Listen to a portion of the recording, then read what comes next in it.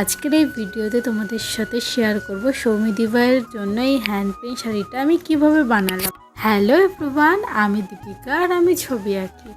সৌমিদি ভাইয়ের বার্থডেতে দেওয়ার জন্য আমি এই হ্যান্ড পেইন্ট শাড়িটা বানিয়েছিলাম। ভেবেছিলাম সবাই তো কোনো না কোনো কিছু কিনেই সৌমিদি ভাইয়ের বার্থডেতে গিফট করবে, আমি নয় আমার নিজের হাতে বানিয়ে একটা শাড়ি সৌমিদি ভাইকে গিফট করব। তো সৌমিদি ভাইয়ের বার্থডের আগেই আমার এই শাড়িটা কমপ্লিট হয়ে গেছিলো। আর সৌমিদি ভাইয়ের বার্থডের আগের দিন আমাদের পোর্ট্রেট ক্লাস ছিল, বাট সেদিন আমার শরীরটা প্রচণ্ড খারাপ থাকার কারণে সেই দিনের পোর্ট্রেট ক্লাসে আমি যেতে পারিনি।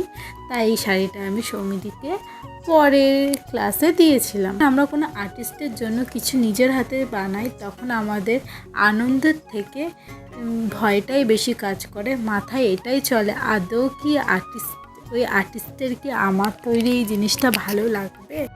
আমি ভেবেছিলাম একটা আর্টিস্টকে কেনা গিফটের চেয়ে নিজের হাতে কিছু বানিয়ে দেওয়ার থেকে আর ভালো কোনো গিফট হতেই পারে না।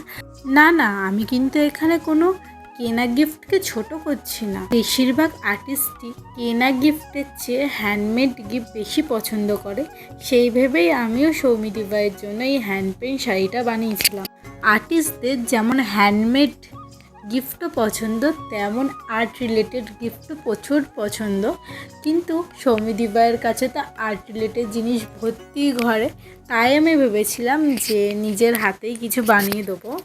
একটা আর্টিস্টের কাছে সোনার থেকেও মূল্যবান জিনিস হলো তার আর্ট রিলেটেড জিনিসপত্র। দিন দিন আর্ট রিলেটেড জিনিসপত্রের দাম এতই বেড়ে যাচ্ছে, মাঝে মাঝে তো আমি বুঝতেই পারি না আর্ট রিলেটেড জিনিসপত্র কিনছি না সোনা কিনছি। চলো টাটা, দেখা হচ্ছে অন্য কোনো ভিডিওতে আবার। ততক্ষণে তোমরা আমার চ্যানেলটা সাবস্ক্রাইব করে দিও।